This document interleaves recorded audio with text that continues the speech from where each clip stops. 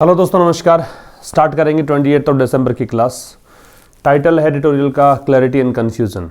Clarity स्पष्टता, confusion भ्रम, एक दूसरे के एंटोनिम से दोनों ही शब्द और एंड से जुड़े हुए हैं, तो दोनों साइड्स में जो वर्ड कैटेगरी होगी वो सेम होगी। तो वर्ड कैटेगरी जो क्लैरिटी है उसकी वर्ड कैटेगरी नाउन है, तो कन्फ्यूजन भी क्या है, नाउन है।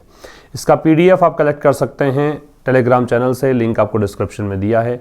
सीधा भी आप सर्च कर पाएंगे, आशीष क्लासेस के नाम से टेलीग्राम चैनल है, वहाँ पर आप PDF इसका प्राप्त कर सकते हैं। इस PDF से आपको एक तो ये पता लगता है कि इवनिंग में कौन सा सेशन हम डिस्कस करेंगे, और एक ये पता लगता है कि कितने नए शब्द आज आपको सीखने को मिलेंगे। तो सबसे पहले आपको क्या करना है, उसको डाउनलोड करके खुद से उस एडिटोरियल को पढ़ना है। उसके बाद इवनिंग में जब आप सेशन देखते हो यूट्यूब पर, तो उस समय इसको देखेंगे तो आपको थोड़ा ज़्यादा समझ में आएगा। तो देखिए, कांग्रेस लीडर राहुल गांधी भारत जोड़ो यात्रा और यूनाइट इंडिया मार्च एक ही बात है। तो राहुल गांधी जो कांग्रेस लीडर हैं, उनकी जो भारत जोड़ो यात्रा है या फिर यूनाइट इंडिया मार्च है, इज एन ऑडेशियस।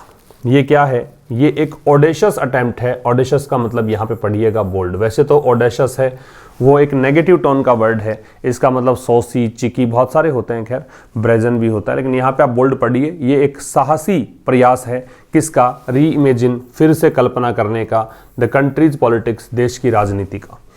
तो यूनाइट इंडिया मार्च सब्जेक्ट है, इसकी वर्ब है वो इज है। ऑडेशियस है वो एडजेक्टिव है क्योंकि इसके एंड में OUS है। अटेम्प्ट है वो नाउन है, तो नाउन का मॉडिफायर वो क्या होता है? एडजेक्टिव होगा। तो कह रहे हैं कांग्रेस लीडर राहुल गांधी की भारत जोड़ो यात्रा या फिर इंग्लिश में कहें तो यूनाइट इंडिया मार्च एक साहसी प्रयास है किसका? देश की राजनीति को फिर से इमेजिन करने का, फिर से उसकी कल्पना करने का। Now on a 9 day break, अब ये 9 दिन के ब्रेक पर है। इट विल रिज्यूम, अब उसके बाद ये स्टार्ट होगी फिर से। रिज्यूम का मतलब रीस्टार्ट होगी दिल्ली से जनवरी 3 को। तो यहाँ पे now on a 9 day break, it will, it की वर्ब है वो विल रिज्यूम है, ठीक है। टुवर्ड्स श्रीनगर, कहाँ जाएगी? श्रीनगर कश्मीर में जाएगी ये यात्रा।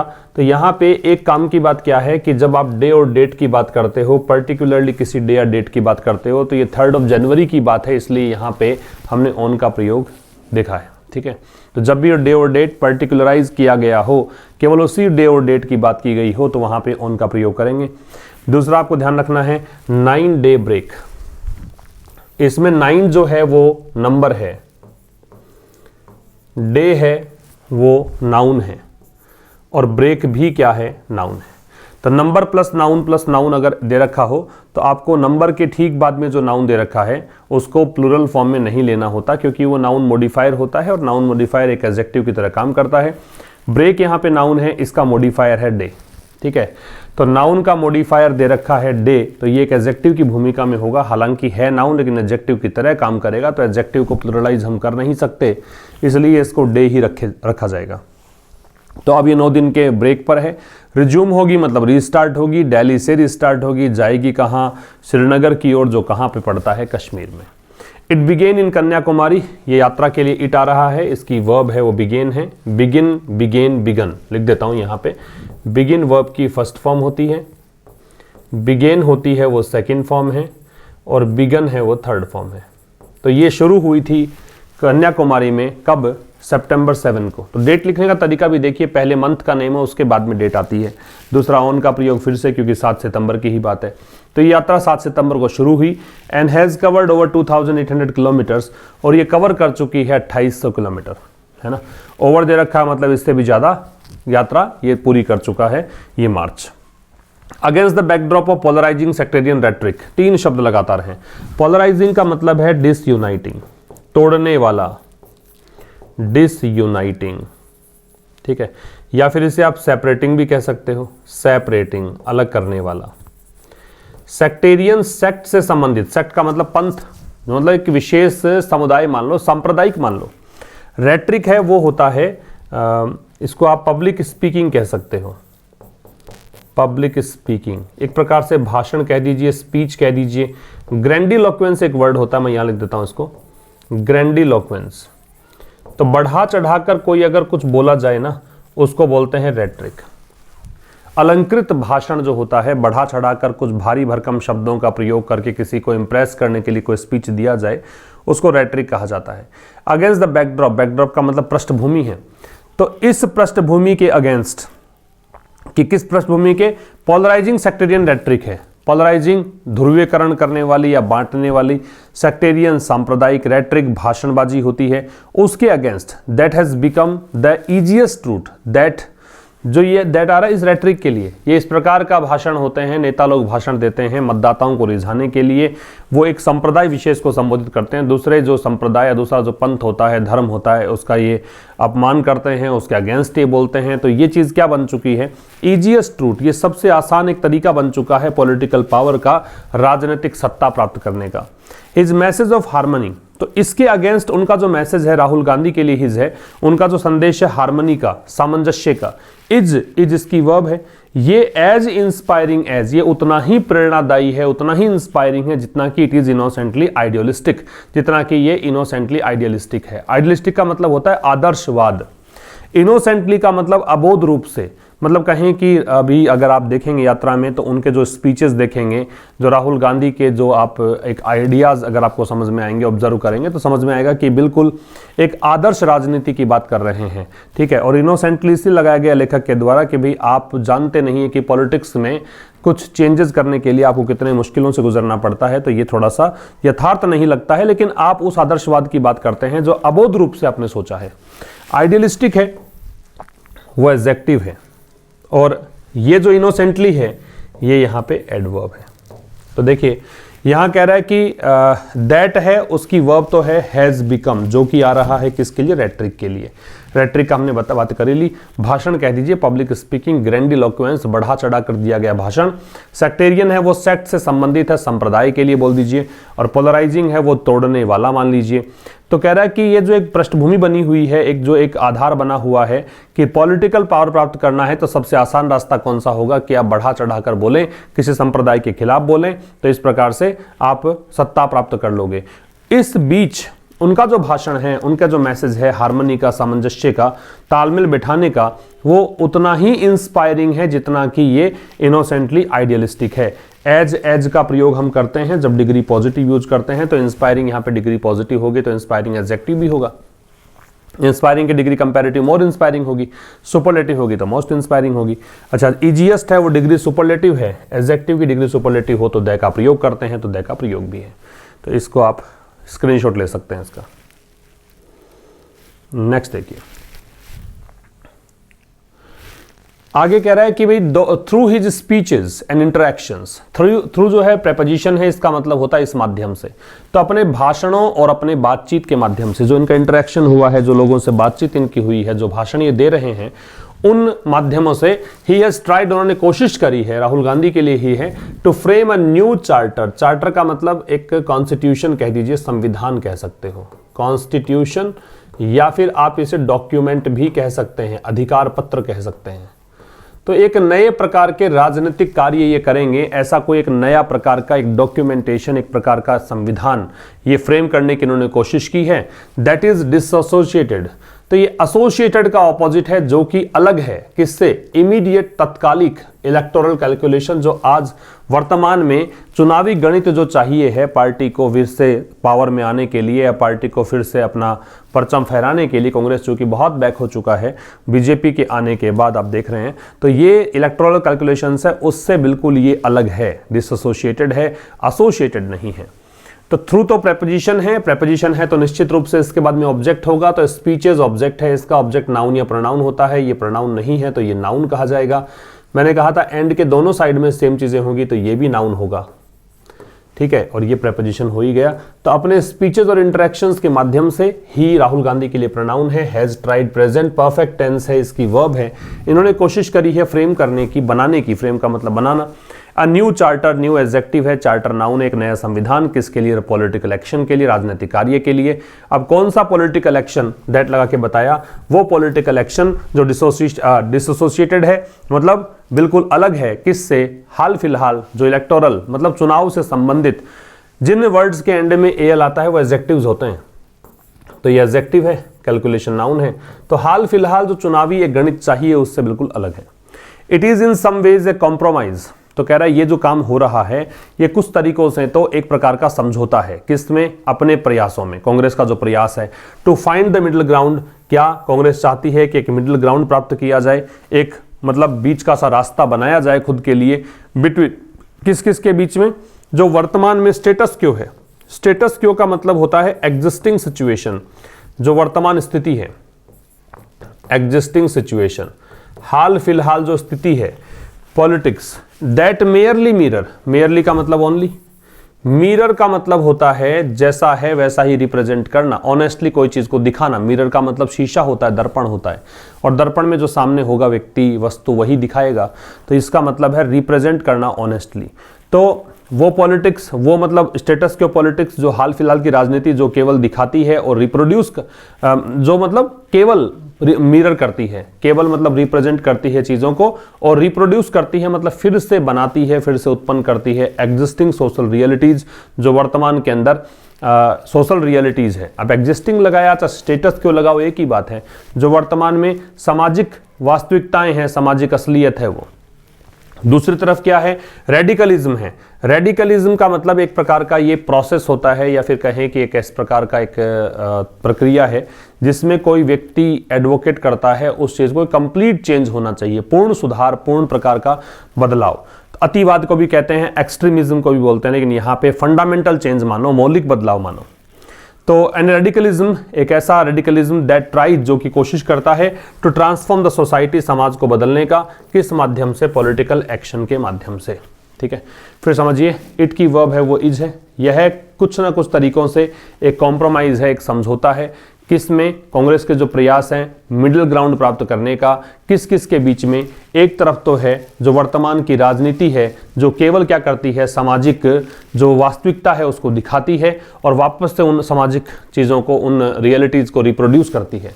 दूसरी तरफ क्या है? दूसरी तरफ लोग चाहते हैं कि भाई पूर्ण बदलाव हो, ये जो मानसिकता है जो कि कोशिश करता है समाज को ट्रांसफॉर्म करने की, किस माध्यम से? पॉलिटिकल एक्शन के माध्यम से। तो इन दोनों के बीच में एक मिडिल ग्राउंड प्राप्त करने की जो कोशिश है, उसमें किसी न किसी प्रकार से यूं कह सकते हो कुछ हद तक ये कॉम्प्रोमाइज मात्र है, समझौता सा किया है।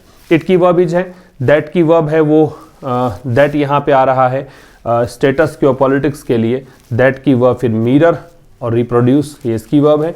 और फिर यहाँ पे देखेंगे तो रेडिकलिज्म की वर्ब है वो ट्राइज है। अब यहाँ एक्चुअल में पॉलिटिक्स है उसको इसने यूज कर लिया प्लूरल फॉर्म में, क्योंकि पॉलिटिक्स अगर सिंगुलर होता तो यहाँ पे मिरर्स आता, लेकिन इसने यूज किया है प्लूरल फॉर्म में, पॉलिटिक्स नीतियों के सेंस में, पॉलिसीज के सेंस में, इसलिए इसने मिरर और रिप्रोड्यूस यूज किया है। प्लूरल फॉर्म होने के कारण यहाँ पे एसोरियस नहीं जुड़ा है। ठीक है, और थ्रू फिर से आ गया, तो ये एक प्रेपोजिशन है, इसका मतलब इस माध्यम से, तो पॉलिटिकल एक्शन के माध्यम से। स्क्रीनशॉट ले सकते हैं इसका आप। नेक्स्ट देखिए, नेक्स्ट कह रहा है कि by paying tributes to A B. Vajpayee, the first prime minister from the Bharatiya Janata party. तो इन्होंने क्या किया? श्रद्धांजलि दी थी 25 तारीख को, 25 दिसंबर को। तो इन्होंने श्रद्धांजलि पे करते हुए, बाई प्रेपोजिशन है, प्रेपोजिशन है तो डेफिनेटली आगे आईएनजी लगेगा। तो पे करते हुए क्या? ट्रिब्यूट्स, ट्रिब्यूट्स का श्रद्धांजलि किसको? अटल बिहारी वाजपेयी को। अटल बिहारी वाजपेयी कौन हुए? बीजेपी की तरफ से पहले प्रधानमंत्री हुए। ठीक है, मिस्टर गांधी हैज सॉट, इन्होंने कोशिश करी है। सॉट जो है वो सीक की सेकेंड और थर्ड फॉर्म है, सीक, सॉट, सॉट। इसका मतलब चाहना, तलाशना, कोशिश करना, ये सब है। तो इन्होंने कोशिश करी है ऐसा करके, क्या करने की?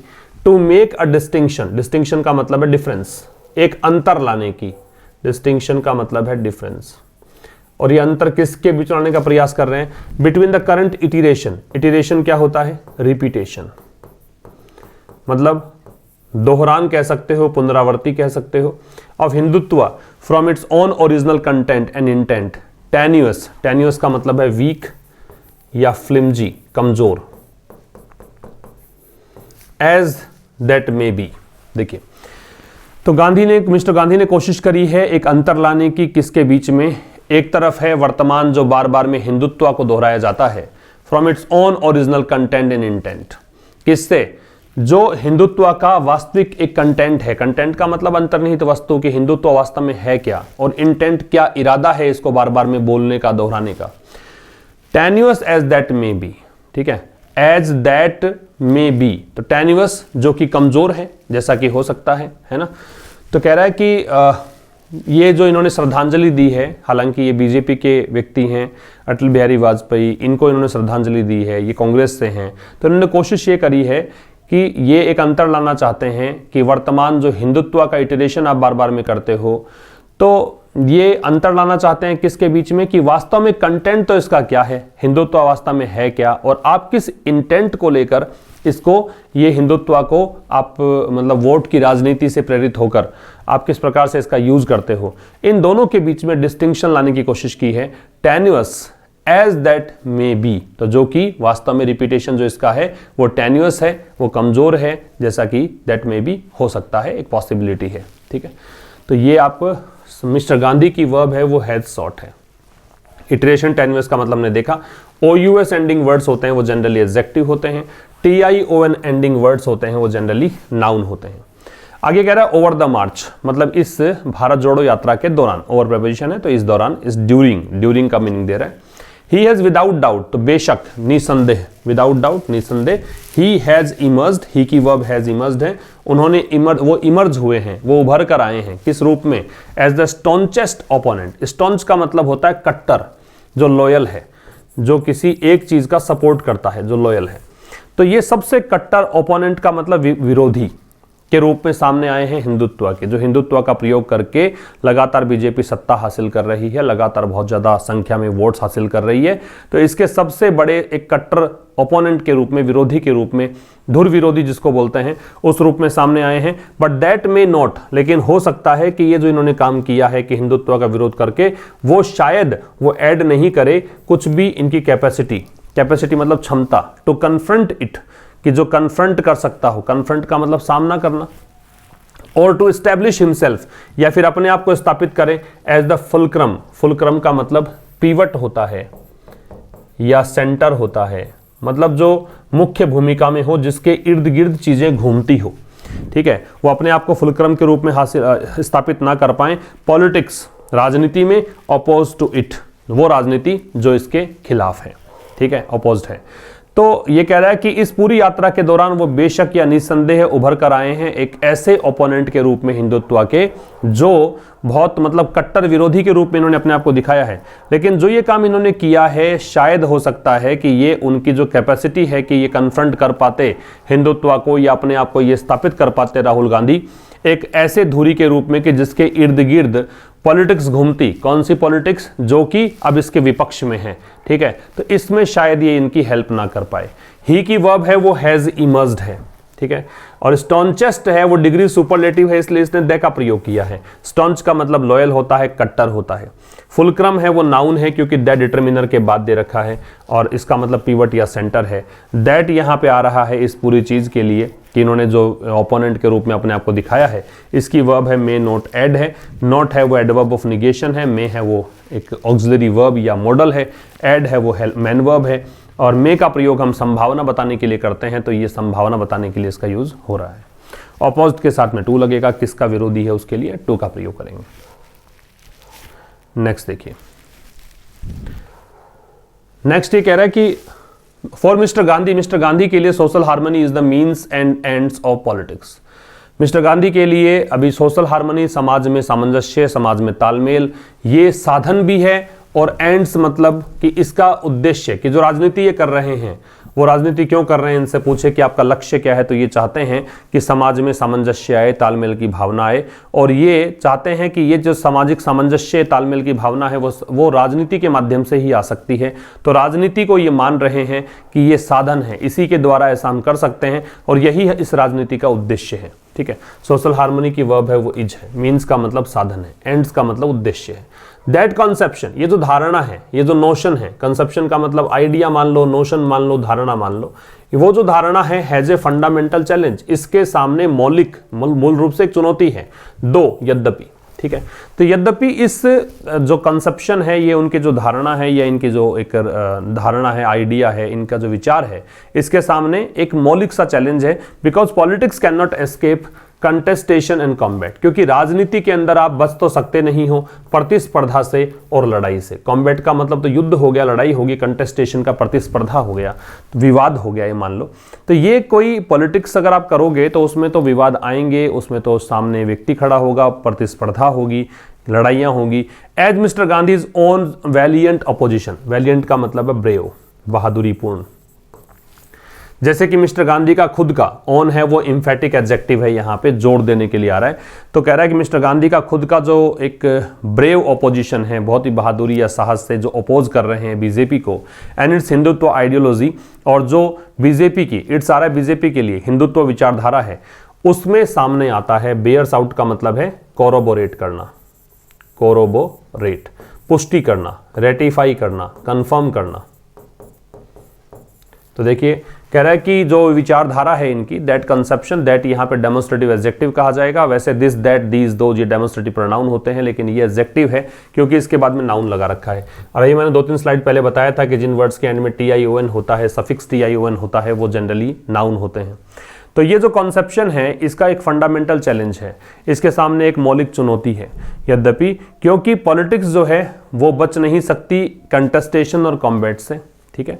जैसा कि मिस्टर गांधी का खुद का जो बहादुरीपूर्ण एक अपोजिशन है, विरोध है बीजेपी के खिलाफ और उसकी हिंदुत्व आइडियोलॉजी के खिलाफ, ये अपोजिशन दिखाता है या फिर ये पुष्टि करता है इस बात की। तो दैट कंसेप्शन की वर्ब तो हैज है, पॉलिटिक्स की वर्ब है वो कैन नॉट एस्केप है, और अपोजिशन की वर्ब है वो बेयर्स आउट है। It is not entirely original to think, तो ये कुछ ऐसा नहीं है कि आप बिल्कुल नया सोच रहे हो, एंटायरली मतलब कंप्लीटली, टोटली, तो ये बिल्कुल नया तो सोच नहीं रहे आप, इसका मतलब है कंप्लीटली। तो it is not entirely original to think of politics as a medium of social transformation, कि आप सोच रहे हो कि राजनीति से समाज के अंदर परिवर्तन आएगा, तो आपकी कोई सोच एकदम से नई तो है नहीं, ऐसा ही सोचना चाहिए था। रेदर देन, किसकी बजाय, the route to capturing state power. अब संविधान में जब स्टेट यूज करते हैं तो राज्य ना होके आप इसको सरकार मान लीजिए, ठीक है। संवैधानिक भाषा में अगर स्टेट का प्रयोग करते हैं तो उसको स्टेट का मतलब सरकार मानिए, देश मानिए। तो कह रहा है कि भाई it is not entirely original, तो ये कुछ नया विचार नहीं है कि पॉलिटिक्स को आप एक माध्यम मान रहे हैं सोशल ट्रांसफॉर्मेशन का। किसकी बजाय, उस मार्ग की बजाय, उस रूट की बजाय, और रूट कौन सा है, capturing state power, state power को कैप्चर करने का, कि देश की सत्ता को हासिल करने का या सरकारी सत्ता हासिल करने का पावर, मतलब एक रास्ता है। ऐसा नहीं मानकर ऐसा मान लेना कि सामाजिक ट्रांसफॉर्मेशन के लिए हम ऐसा कर रहे हैं, तो ये कोई नया विचार नहीं है, पूरी तरीके से आप इसको नया नहीं कह सकते, ठीक है। रेदर के साथ देन लगेगा। आगे देखिए, आगे कह रहा है from the Mahatma to Vinoba Bhave to Jayaprakash Narayan. तो यहां से देखिए, महात्मा से लेकर विनोबा भावे, उनसे लेकर जयप्रकाश नारायण। इंडिया है जो लॉन्ग हिस्ट्री, भारत का एक बहुत लंबा इतिहास रहा है, इंडिया की वर्ब हैज है, उन लोगों का और मूवमेंट्स, आंदोलनों का, दैट सो, दैट यहाँ पे मूवमेंट्स के लिए, उन लोगों के लिए है जिन्होंने पॉलिटिक्स को देखा था ए मॉरल परस्यूट। मॉरल का मतलब नैतिक, परस्यूट का मतलब है सर्च या हंट कह सकते हो, तलाश कह सकते हो, ठीक है। तो कह रहा है कि इन लोगों के उदाहरण देखिए, और बहुत सारे आंदोलन ऐसे हुए हैं, बहुत लंबा इतिहास भारत का रहा है जिसमें राजनीति को देखा गया था एक नैतिक तलाश के रूप में, नैतिकता की तलाश के रूप में। पॉलिटिकल आइडियोलॉजीज, राजनीतिक जो विचारधाराएं हैं, सच एज एग्जाम्पल के लिए आता है, उदाहरण के लिए जैसे हिंदुत्व है या मार्क्सवाद है। सी, ये देखते हैं स्टेट पावर को not as an end in itself, वो कोई स्टेट पावर को या सत्ता हासिल करने को अपने आप में एंड नहीं मानते हैं, बट एज द इंस्ट्रूमेंट, बल्कि एक माध्यम मानते हैं, इंस्ट्रूमेंट मतलब एक मीडियम मानते हैं सोशल ट्रांसफॉर्मेशन का, सामाजिक बदलाव का, दैट दे एम फॉर, जिसका कि वो लक्ष्य रखते हैं। तो कह रहा है कि पॉलिटिकल आइडियोलॉजीज, और आइडियोलॉजीज कौन सी, ये वाली। तो राजनीतिक विचारधाराएं जो हैं, जैसे कि हिंदुत्व है या मार्क्सवाद है ना, कार्ल मार्क्स की विचारधारा मार्क्सिज्म कहलाती है, ये देखते हैं, ये सी आ गया आइडियोलॉजीज की वर्ब। स्टेट पावर को किस रूप में नहीं देखते, एक अपने आप में एंड के रूप में नहीं देखते हैं। इटसेल्फ है वो रिफ्लेक्सिव प्रोनाउन है, सेल्फ जहां लगा रहता है वो रिफ्लेक्सिव प्रोनाउन भी हो सकता है, एम्फेटिक भी हो सकता है। जबकि सब्जेक्ट के ठीक बाद में आ रखा होता है तो ये एम्फेटिक हो जाता है, जोड़ देता है उस पर, वरना ये रिफ्लेक्सिव हो जाता है, ठीक है। तो ये अपने आप में ही इसको एंड के रूप में नहीं देखते, बल्कि एक इंस्ट्रूमेंट, एक मीडियम के रूप में देखते हैं सोशल ट्रांसफॉर्मेशन का, जिसका वो लक्ष्य रखते हैं। दे की वर्ब है वो एम है। The current power ideology complex, complex का मतलब मिला जुला रूप, मिक्सअप। तो वर्तमान में जो पावर आइडियोलॉजी कॉम्प्लेक्स है, एक तो सत्ता, दूसरी विचारधारा, कि सत्ता हासिल की जाए कि विचारधारा पे अडिग रहा जाए। तो ये जो मिला जुला रूप है वर्तमान में हिंदुत्व का, इसने क्या किया है, इस कॉम्प्लेक्स ने प्राप्त किया है। अटेन का मतलब प्राप्त करना, a level of hegemony. Hegemony का मतलब होता है डोमिनेंस, प्रभुत्व। डोमिनेंस कह सकते हो या सुप्रीमेसी कह सकते हो, प्रभुत्व। तो वर्तमान में जो पावर आइडियोलॉजी कॉम्प्लेक्स है हिंदुत्व का, उसने प्राप्त किया है एक स्तर, किसका स्तर? स्तर प्राप्त किया है हेजेमनी का, मतलब प्रभुत्व का, और एफिशिएंसी, क्षमता का, that it is self perpetuating. क्या? कि ये अपने आप में कंटिन्यू चलने वाला प्रोसेस है। परपेचुएट का मतलब होता है कंटिन्यू करना, ठीक है, लगातार जारी रखना, सस्टेन करना, कि ये अपने आप में ही परपेचुएटिंग है, सेल्फ परपेचुएटिंग है, अपने आप ये प्रोसेस चलता रहता है अनवरत। इट की वर्ब है वो इज है, कॉम्प्लेक्स की वर्ब है वो हैज अटेंड है, ऑफ दे रखा है प्रेपोजिशन, तो इसका ऑब्जेक्ट है हेजेमनी, तो ये नाउन हो गया, ठीक है, और इज के बाद सेल्फ परपेचुएटिंग है, ये एडजेक्टिव है। इसका स्क्रीनशॉट ले सकते हैं। फिर कह रहा है इट्स अनप्रेसिडेंटेड। अनप्रेसिडेंटेड का मतलब होता है अभूतपूर्व, जिसको पहले कभी नहीं देखा गया हो, पहले कभी नहीं हुआ हो, वो है unprecedented. That has not happened ever in history, वो हो जाएगा unprecedented. It's unprecedented totalising grip. Grip का मतलब होता है कंट्रोल, नियंत्रण। टोटलाइजिंग का मतलब पूरी तरीके से, टोटल, टोटल से बना टोटलाइजिंग। तो इसका जो अभूतपूर्व है, पूरी की पूरा नियंत्रण है किस पर? भारत पर। इज बेस्ड ऑन, वो आधारित है, a political adaptation of Hinduism. किस पर आधारित है? ये आधारित है कि आप राजनीतिक अडेप्टेशन चाहते हैं हिंदुइज्म का। हिंदुइज्म का राजनीतिक अडेप्टेशन का मतलब हो गया अनुकूलन। अ फिलोसॉफी, ये एक ऐसा दर्शन है दैट हैज कनेक्टेड पीपल, जिसने कि लोगों को जोड़ा है, टू वन अनदर, एक दूसरे से, एंड देयर लैंड, और उनकी जमीनों से, ओवर मिलेनिया। मिलेनिया होता है 1000 वर्षों का समूह, हजारों वर्षों से ऐसा होता आया है। ओवर प्रेपोजिशन है, इसका मतलब ड्यूरिंग है। इस ओवर का मतलब क्या है? ड्यूरिंग। तो समझिए फिर से, इसकी जो अभूतपूर्व टोटलाइजिंग ग्रिप है, इसकी जो अभूतपूर्व नियंत्रण है, कंट्रोल है, और कैसा नियंत्रण? Total, complete. किस पर? भारत पर। वो आधारित किस पर है? बेस्ड में ऑन लगेगा, राजनीतिक अडेप्टेशन पर हिंदुइज्म के, ठीक है, कि हिंदुइज्म का एक पॉलिटिकल अडेप्टेशन हो, राजनीतिक मतलब अनुकूलन हो, जिस प्रकार राजनीतिक डिमांड है उसी के अनुसार ढल जाए। एक ऐसा दर्शन है हिंदुइज्म, एक ऐसा फिलोसॉफी है जिसने लोगों को जोड़ा है एक दूसरे से और उनकी जमीनों से हजारों वर्षों से। Mister Gandhi is Cognizant of, Cognizant के साथ में ऑफ लगेगा, ध्यान रखेंगे, और कॉग्निजेंट का मतलब अवेयर होता है, कॉन्शियस होता है। कॉग्निजेंट का मतलब अवेयर भी है और कॉन्शियस भी है, और इन सभी के साथ में ऑव लगेगा, ठीक है, मतलब सचेत होना, जागरूक होना। तो मिस्टर गांधी जो है वो जागरूक है किसके बारे में? रियलिटी को लेकर। दैट कन्फ्रंट्स हिम, वो रियलिटी जो उनके सामने है, जो उनको कन्फ्रंट करती है, जो उनको क्लैश करती है, टकराती है उनके सामने, जिनसे उनका सामना होता है। एंड हिज इंटेंशंस, और उनके जो इरादे हैं, आर बियॉन्ड रिप्रोच। रिप्रोच का मतलब यहाँ क्रिटिसिज्म मान लीजिए, आलोचना। वैसे डांटने को, धमकाने को बोलते हैं रिप्रोच, तो ये यहाँ पे नाउन है, बियॉन्ड यहाँ प्रेपोजिशन है। तो कह रहा है मिस्टर गांधी को पता है कि रियलिटी क्या है जो उनके सामने खड़ी है, और उनके इरादे जो हैं मिस्टर गांधी के, वो क्रिटिसिज्म के परे हैं, उनकी आलोचना नहीं हो सकती। फिगरिंग आउट, फिगर आउट का मतलब होता है अंडरस्टैंड करना, अंडरस्टैंड करना, या फिर आप इसे क्या कह सकते हो? समझने को डेसिफर कह सकते हो। तो कह रहा है समझना। अब यहाँ फिगरिंग आउट जो है वो जेरेंड का काम करेगा, आईएनजी आ रहा है, जेरेंड है। तो समझना किस चीज को? कॉम्प्लेक्स कोरिलेशन, जो एक मिला जुला, एक जटिल सा कोरिलेशन है, किसके बीच में? State power and social goals. State power and social goals कि एक तो सत्ता, दूसरी तरफ है सामाजिक उद्देश्य, इन दोनों के बीच में जो एक जटिल सा रिलेशन है, संबंध है, इसको समझना जो है इज मोर चैलेंजिंग, वो ज्यादा चुनौती परक है। इसको समझने वाली बात है, ज्यादा चुनौती परक है। ट्रांसलेटिंग मोरल क्लैरिटी, ट्रांसलेट का मतलब बदलना है, वैसे अनुवाद करना होता है, लेकिन यहाँ पे चेंज करना है।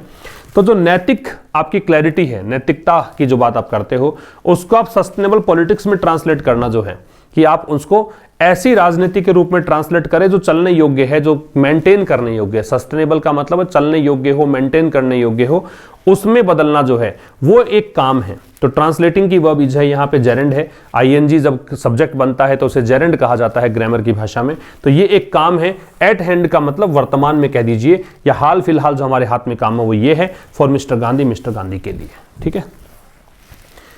तो ये तो था आज के सेशन में। अब कुछ क्वेश्चंस हैं यहाँ पे आपके सामने, जो क्वेश्चंस हम डिस्कस करेंगे किसके लिए, ये कुछ प्रीवियस ईयर के क्वेश्चंस हैं, एसएससी में पूछे गए थे, और ये हम डिस्कस करेंगे उन बच्चों के लिए जो स्टूडेंट्स एप्लीकेशन पे जुड़े हुए हैं, पेड कोर्स उन्होंने ले रखा है, उनके लिए कुछ क्वेश्चंस होंगे, 10-12 क्वेश्चंस हैं, डिस्कस करना स्टार्ट करते हैं।